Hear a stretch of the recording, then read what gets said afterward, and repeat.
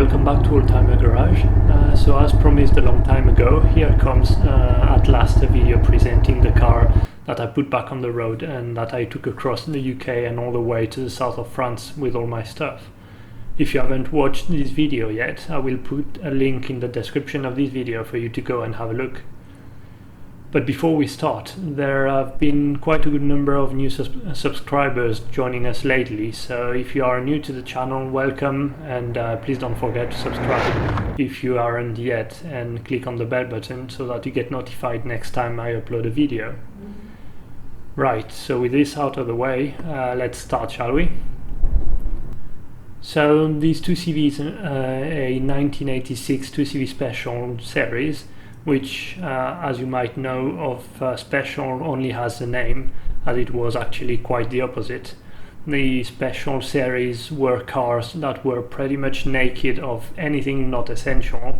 So they have the small tachometer, the basic door panels, the upholstery they have is dedicated to them, and mine is actually, well, still has it actually. And that's pretty much everything there is to them. Citroën, having produced 2CVs from 1948 all the way to 1990, mine is one of the latest, which means that it has the 602cc engine delivering around 33 horsepower, if they're still there, that is, and disc brakes at the front, as those were introduced in 1982.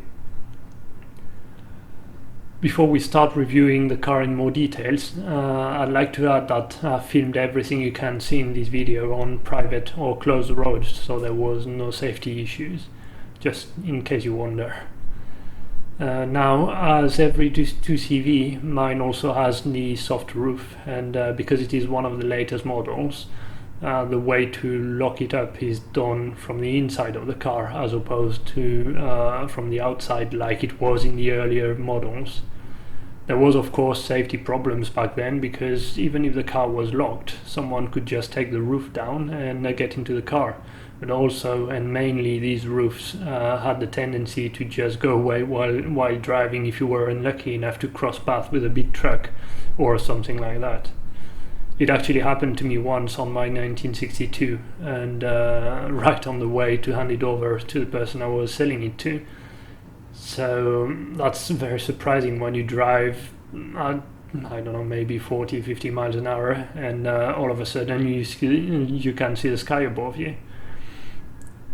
But apart from the way the roof locks up, the way to take it down and up is the same whichever the model you have. On mine, when you want to take the roof down, you just have to release the two locks above the front windscreen. Then you lift the frame to release the roof, and then you just have to roll it all the way to the back.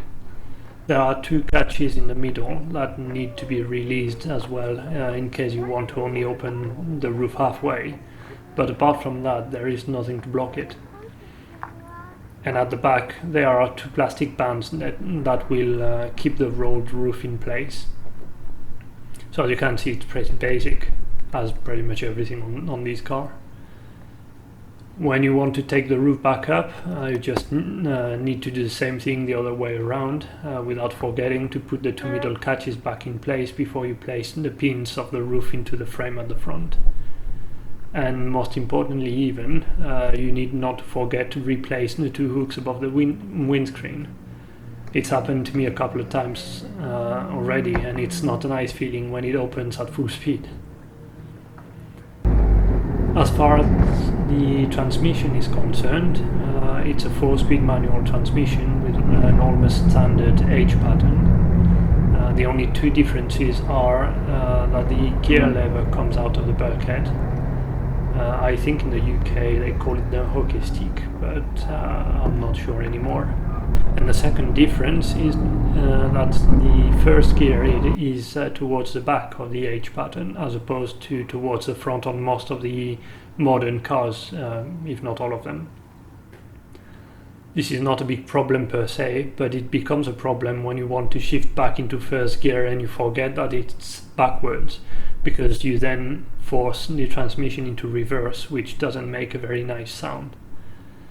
but it's something you get used to very quickly, in the same way that you get used to driving a left-hand drive car or right-hand drive car very quickly too.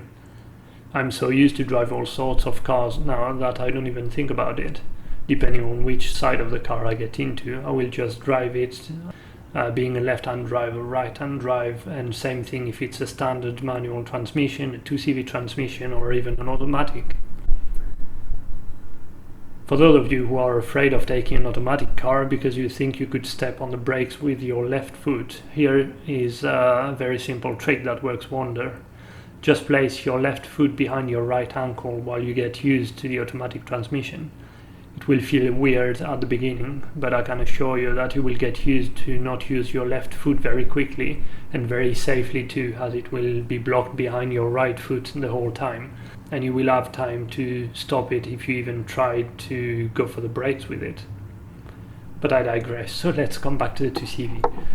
So to shift in first gear, you move the lever to the left and then backwards. In second gear, you just have to push it forward without guiding it, whichever gear you're in. And in third gear, you just have to pull the lever backwards again without guiding it, whichever the gear you're in. And for the fourth gear, just move the lever to the right and then forward when you're in neutral. This is actually different on the earlier 2CVs, as to shift from third to fourth gear, you had to move the lever to the right while still in third gear and not in neutral.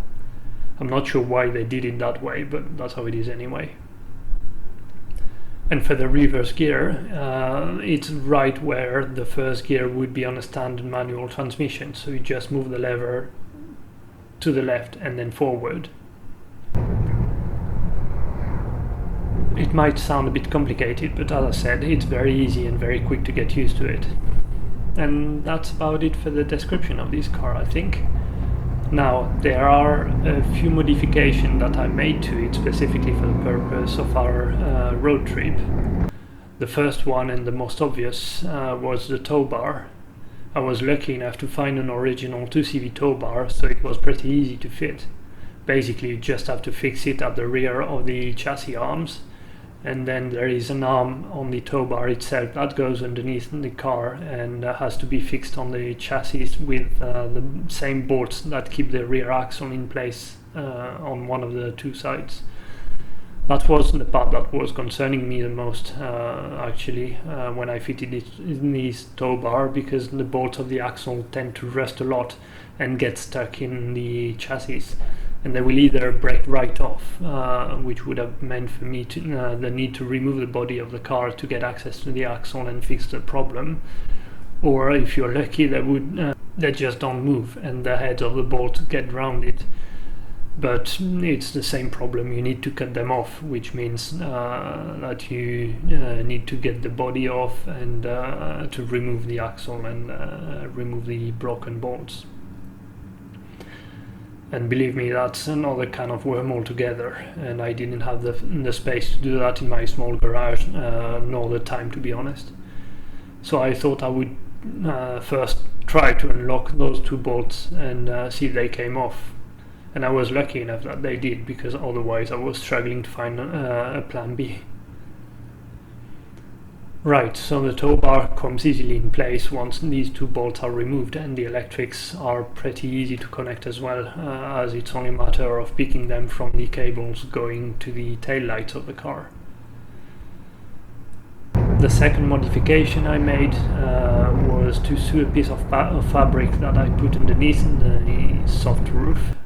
This sounds stupid, because if you have a convertible, it's obviously to be able to take the roof down.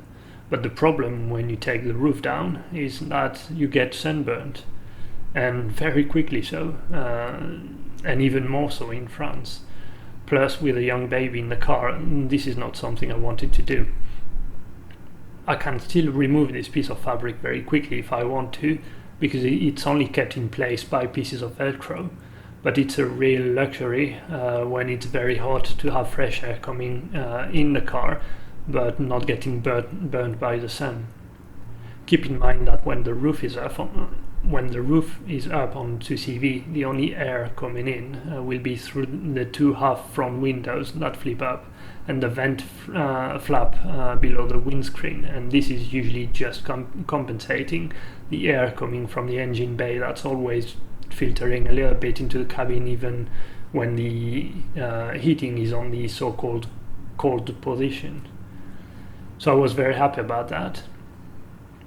Then I wanted to add some storage room on the car, but I didn't want to buy anything expensive, so I happened to still have in the garage the protection that goes behind the driver's seat in the vans from my off-grid van project. So I cut it out and folded it to make a good baggage carrier. With modified solar panel mounts and a fresh coat of glossy black paint, it doesn't look too bad, I think. And that's pretty much everything I did on the outside of the car. Now on the inside, there were a couple of things I wanted to do. The first one was to have a couple of single lighter sockets that, so that we could charge our phones while driving, since we were using them as GPS. And as you know, these drain the battery very quickly. I was initially planning to use an old GPS exactly to avoid draining our battery all day long.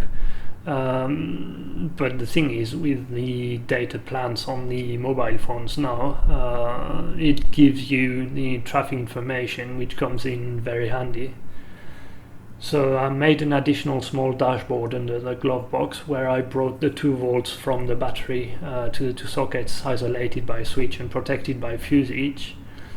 And I also added 2 plugs to connect the CB radio that I had in my workshop, and another 2-position switch for the inside lights. And this brings me to the last modification I made to this car, which is adding LED stripes inside the car. This was mainly in prevision for the night in campsites.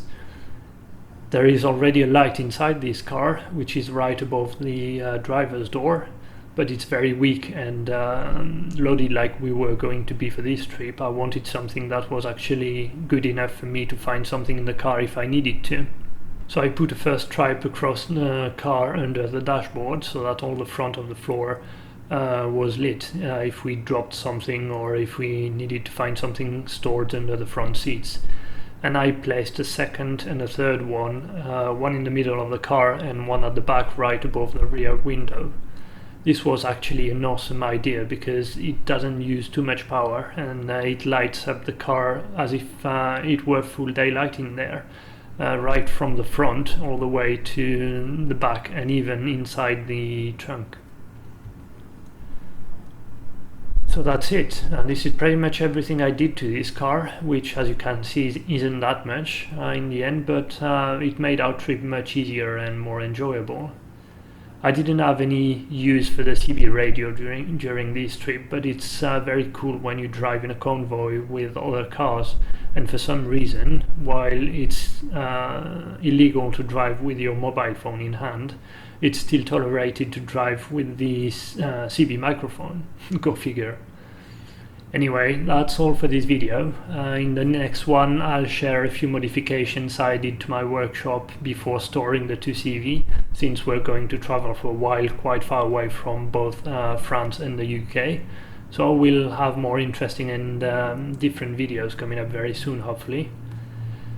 For the time being, I hope that you enjoyed this video. Give me a thumbs up if you did, and let me know in the comments if you have any question, and subscribe to the channel if you haven't done so yet.